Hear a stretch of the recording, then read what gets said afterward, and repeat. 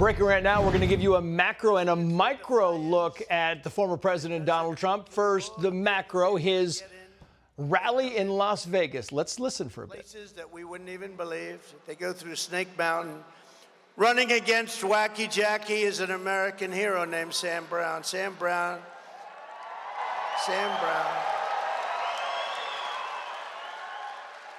His wife is fantastic, also Amy. But Sam Brown has given up more than anybody who has ever run for the United States Senate. Remember that. He's given up more. He's given up more than anybody who's ever run for the United States Senate. He's a hero, too, a hero, a real brave person. Sam is a fearless patriot and Purple Heart recipient who served our country as a U.S. Army captain, totally respected in Afghanistan, where he was very severely wounded. But Sam survived, he persevered, he came back, he's stronger than ever. He's a great guy. I've gotten to know him well. He's a great guy. And I said to him tonight, Sam, I'm going to be the border president. You should be the border senator. And he said, I am. I actually am, because he believes us. And he is the border. Think of him. When you vote, he's going to close up the border. She wants to leave your border open. He became a small businessman and a leader here in Nevada, and now he is going to fight for this state like nobody has ever fought before. Sam Brown will vote to secure our border, stop inflation, strengthen our military, defend religious liberty, and cut taxes like you have never heard. Because Sam Brown thinks of one thing and one thing alone. It's called And while the former America president campaigns first. for others, we're going to shift out a little bit to give you the micro. Today, I, along with my exceptional team here at Fox News at Night, sat down with former President Donald Trump at his golf club in Palos Verdes, an oceanfront suburb of Los Angeles. We talked about everything from Springfield, Ohio being overrun by migrants to what we're learning about the security failures during the attempt to assassinate him. And as you know, Mr. President, we report on this every single night. You do. And I'm wondering, because there's been this debate about the ducks and the cats in Springfield, Ohio. Yeah. And, you know, you have the people who live there who called 911 saying there are animals missing. The governor of Ohio, the city manager says, well, we don't see the evidence. But isn't the greater issue here the fact that these towns are being overrun by Haitian migrants? Isn't that the issue? Why is Kamala Harris smiling and saying you're extreme for saying animals are missing and forgetting that this is a city like Aurora that has been overrun by people who are not here legally? In Aurora, they have it's a small area, and they have hundreds and hundreds of people coming in. If you go to Ohio, you know, they're talking about 25 to 30,000 people coming in from Haiti. And this is a town that is small, beautiful, no problems, no crime, no nothing. 58,000.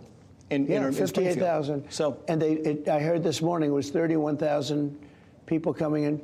Nobody can do that. No. And it's a bad criminal element, too. A bad criminal element. This is a town with no crime at all. Springfield. It's got no crime. It's got no problems. And now they have 31,000 people just came down on them. This is not survivable. We're going to have the largest deportation effort in the history of our country. You know, Dwight Eisenhower, I mention that because people think of him as somewhat of a moderate guy, but he has the all-time record. He hated to see people coming into our country illegally, and that's what we have. Yeah. And call me, I'll say it here first, you're going to call me someday the border president, because I fixed the border in 2016, did such a good job that I didn't mention it and couldn't mention it because nobody cared in 2020. In 2020, we had a much better election than we had in 2016. I got like 12 million more votes. Think of that. Got millions of more votes. But I don't think that's going to compare to this, because the level of enthusiasm for this is far greater. That's why we had a very good debate the other night, and I think we exposed her for what she is. She's a radical left Marxist. Yeah, Bernie Sanders said the quiet part out loud when he said that Kamala Harris is going to the right to get into office, and then he believes that she is still a progressive at heart. But she is actually left of Bernie Sanders. She is more liberal. They don't like that term, liberal. They like progressive. But to me, it's liberal. But she is far more liberal than Bernie Sanders or than Pocahontas. I mean, Elizabeth Warren, Pocahontas, commonly referred to as Pocahontas, is more conservative than this woman that's running for president, who got no votes, who was the first one to lose in the primaries, same primary to Biden. Mm-hmm. And I guess she had 22 people running. She was the first one to drop out. She never got to Iowa. And she's now running. I don't know. Is she a threat to democracy? You know, they call me a threat. Of course. They call me a threat to democracy. I'm the least threat to democracy. What about assassination? The Secret Service, the head of the Secret Service, briefed the House and the Senate. Your wife, Melania, has come out saying, we need more information. We need to know answers about this. We're not getting them. The Secret Service, these are great people. They were very brave. When I was hit and I went down, within seconds, and there were bullets flying all over the place, they were all on top of me. I had 6 or 7 very large people on top of me to protect me. Now, were there mistakes made? Yes, there was a mistake made. Should have been somebody at the building, etc. But I have to say their bravery cannot be questioned. That those bullets were flying, and I heard them going over my head. I got down fast, which was lucky I did. It was more lucky that I dropped the chart at that particular time where I looked.